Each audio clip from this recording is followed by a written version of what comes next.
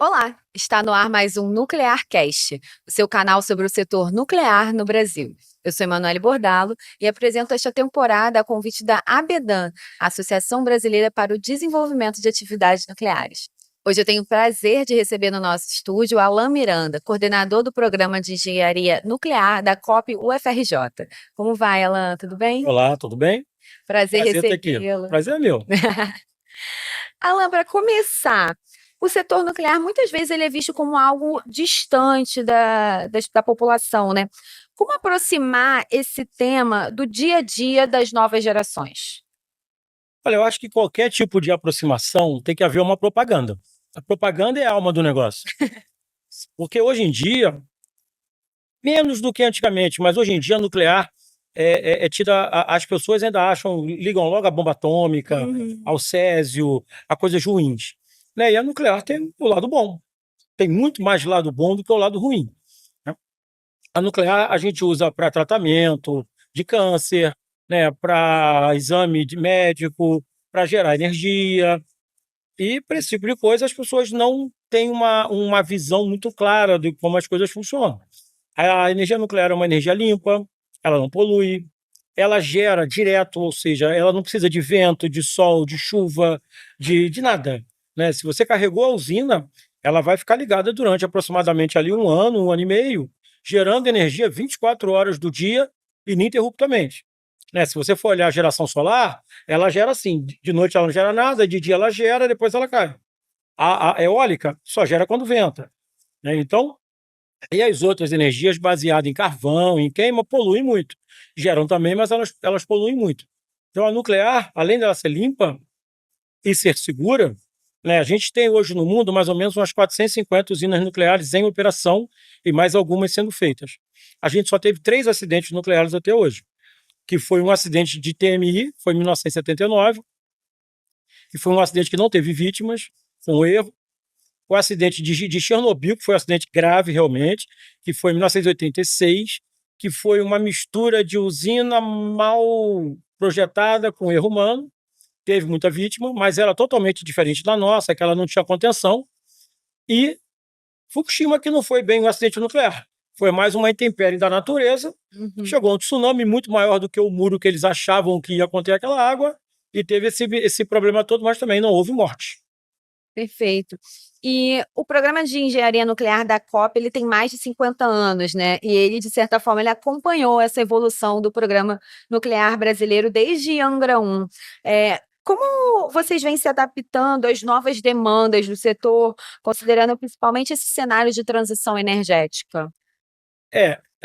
O programa nuclear brasileiro começou na década de 70 para a gente ter a tecnologia nuclear.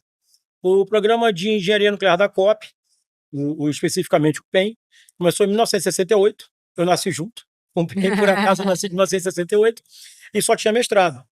E depois, em 1979, a gente começou o doutorado lá.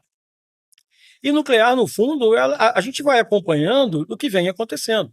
As novas tecnologias, a gente tenta sempre acompanhar a nova tecnologia para não ficar para trás.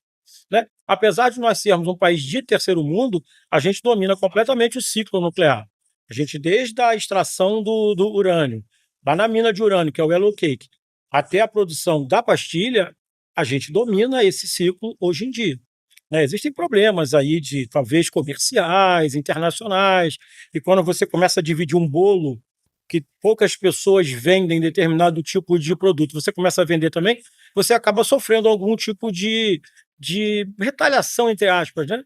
Mas a gente tenta sempre passar isso para a garotada, que o principal para você atrair o jovem é ter emprego. Não Uhum. adianta a gente falar que nuclear é uma beleza, é a oitava maravilha do mundo, mas se você não tem usina nuclear para empregar ninguém, e se você não tem um setor nuclear forte, ninguém vai querer fazer nuclear. Né? O garoto fala, pô, eu vou trabalhar em nuclear. Ele quer logo saber, eu vou trabalhar em quê? Ah, você não tem emprego. Cara, pô, eu vou embora. Né? Sim. Então, a nossa esperança do nosso programa continuar, o programa nuclear brasileiro em si continuar, é a construção de Angra 3 para a gente poder ter emprego para essa garotada toda e ajudar a desenvolver tecnologia nacional e soberania nacional também. Perfeito. Muita gente associa nuclear apenas a essa geração de energia, né, mas a gente sabe que há outras áreas promissoras, o senhor mencionou isso no início. Como essas aplicações também podem ser uma porta de entrada para novos talentos? É toda a parte de aplicação normalmente médica, né, para você gerar radioisótopo, para você fazer, por exemplo, o INCA, né, que é o Instituto Nacional do Câncer, ele tem lá aceleradores lineares que utilizam a radiação nuclear para combater o câncer, o tumor. O tumor, ele é mais sensível à radiação do que o tecido normal, né, o tecido canceroso é mais sensível à radiação do que o tecido normal. Então você, quando irradia o tumor, com uma radiação mesmo nuclear, né, você acaba destruindo mais o tumor do que o tecido vivo. E hoje em dia, as tecnologias estão muito mais precisas. Antigamente, você irradiava numa área maior e você acabava, às vezes, coitado, o cara curava do câncer, mas morria de outra coisa porque ele ficava com uma radiação grande. Hoje em dia, isso melhorou muito. Então, certamente, a gente consegue ver. Antigamente, você ter um câncer era quase uma sentença de morte. Hoje em dia, não, né? Eu tenho vários amigos que tiveram câncer, se trataram, não só com radioterapia, como quimioterapia também, e ficaram bons, né? Então a tecnologia ajuda muito esse tipo de coisa, a robotização, você botar coisas mais exatas, você focar melhor o feixe, para se acertar só no que você quer destruir. Perfeito.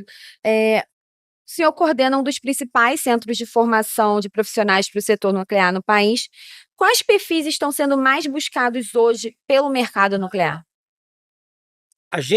Hoje a gente formou até hoje 108 engenheiros nucleares na graduação, 300, quase 400 doutores e 600 e poucos mestres.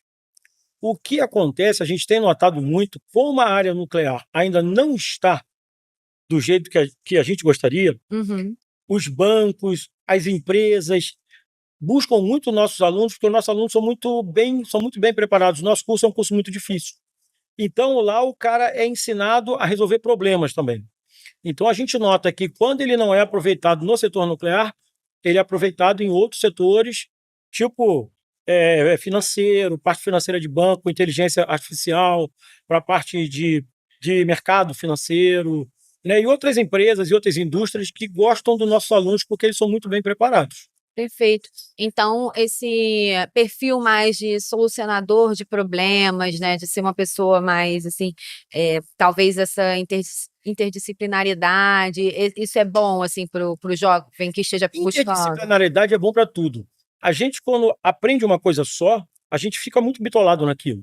Você, quando começa a discutir com outras áreas, e você tem ensinamentos de outras áreas, às vezes você começa a linkar, poxa, isso aqui eu tenho uma solução aqui que eu não sabia, porque isso aqui é isolado, isso aqui é isolado. Quando você junta conhecimentos, certamente você forma um aluno melhor, né? E lá a gente tenta sempre dar o melhor possível.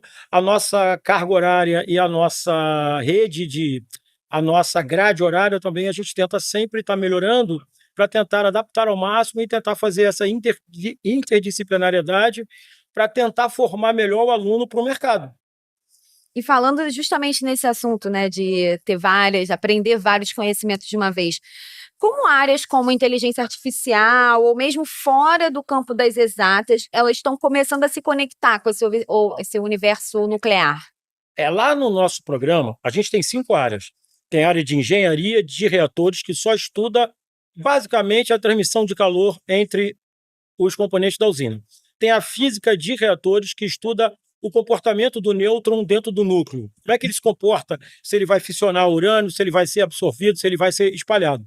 Tem a área física nuclear aplicada, que é ligada mais um pouco à área médica. Tem a área de análise de segurança, que é toda a parte de segurança da usina nuclear, e tem a engenharia de fatores humanos, que por acaso é a área que eu faço parte, que é exatamente a parte de inteligência artificial. Então, hoje, nas usinas nucleares brasileiras, elas têm vários e vários e vários sistemas feitos pelo PEM, pela COP. O meu laboratório deve ter lá, sei lá, difícil chutar o número, mas vou chutar aqui uns 500 sistemas desenvolvidos. Inclusive, o supervisório, que é o vigia que tudo que acontece na usina, todo sinal da usina que acontece é jogado para esse sistema de computador, que é mostrado na tela do operador, tudo que está acontecendo na usina, esse sistema que chama SICA, Sistema Integrado de Computadores de Angra, é desenvolvido pelo nosso laboratório, utilizando um pouco de inteligência artificial também, para facilitar a visualização do operador perante você ter uma usina nuclear com de 5 a 10 mil sinais chegando e a gente tentar filtrar isso da melhor maneira e passar essa informação da melhor maneira para o operador, para você não carregar o operador com muita informação. Não, isso é muito interessante, né? Essa relação entre instituições de ensino e empresa. Eu já tive a oportunidade de ir onde fica a área da COP, e é legal porque tem um montão de empresa em volta, né? Como que essa proximidade também ela é positiva para os alunos? Ele é positiva porque quando você só faz uma coisa muito acadêmica, e aquilo vai servir para quê? Para ficar numa estante para trás você comer. E quando você faz uma coisa meio acadêmica e meio profissional e meio que vai ter uma aplicação, o aluno fica feliz. Ele vê, às vezes, um tema de que ele desenvolveu na tese sendo aplicado em algum produto desenvolvido por alguma empresa. E, normalmente, quando esse aluno desenvolve essa tese de dissertação de mestrado ou tese de doutorado, ele participa também desses projetos e ele ganha também por isso, né? Então, quando ele vai na empresa e ele vê uma telinha que ele ajudou a desenvolver um sistema, isso dá uma satisfação. Você chegar numa usina nuclear, que é um lugar extremamente complexo, que tudo lá tem que funcionar 100%, que não pode ter erro, e você vê uma coisa que você ajudou a desenvolver, o aluno fica muito feliz com isso. Além dele ganhar um dinheirinho a mais, ele ajudou a desenvolver o país, ajudou a desenvolver a tecnologia nacional. Consegue ver o seu trabalho realmente materializado em algo maior, né? Que está sendo usado por um engenheiro nuclear numa usina nuclear. Isso é muito interessante. Para fechar, pensando assim no futuro do setor nuclear, qual mensagem o senhor deixaria para quem está começando a pensar em uma carreira na área, fez uma faculdade de engenharia ou mesmo fez uma faculdade de uma outra área, mas se interessa num mestrado, num doutorado? O que o senhor diria para essa pessoa? Olha, é o que eu digo na parte prática. Os nossos alunos dificilmente ficam desempregados, né? Todos os alunos nossos conseguem arrumar empregos com uma certa facilidade no mercado. Ou fazem concurso para a área que é a Comissão Nacional de Energia Nuclear, para a Amazul, que é uma empresa nova, que é a Amazônia Azul, que é ligada à Marinha, para a própria Marinha, para a Eletronuclear, para a INB, que é a Indústria Nuclear do Brasil, e para a Nuclep. Ou se aventuram no mercado. E muitos deles vão para fora, né? O cara consegue um emprego lá fora, porque o cara é bom, tem um CR alto, né? Tem indicação, a gente tem alguns convênios internacionais, e você indica e os alunos vão para fora, vão trabalhar na Framatome, que é uma das maiores empresas nucleares do mundo, vão para a Westinghouse, né? Então a gente tem alunos espalhados pelo mundo inteiro.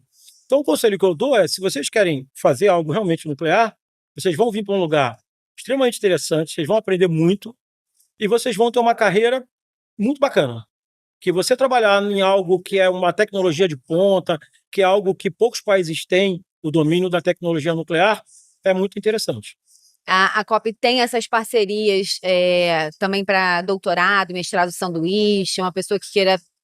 Eu não penso numa carreira lá fora, mas eu quero ter uma experiência. Tem essa possibilidade? É muita possibilidade. O cara vai fazer um doutorado, fica 2 anos aqui, 2 anos lá, né? Às vezes alguns gostam e voltam só para cumprir um tempinho e voltam para lá, conseguem emprego, ou voltam às vezes porque não gostou do clima. Mas normalmente, lá fora, infelizmente, se você for comparar o Brasil com a Alemanha, com os Estados Unidos, a gente ainda está um pouco atrás, né? Então, assim, a realidade é, o garoto que vai para fora ou a menina que vai para fora dificilmente volta.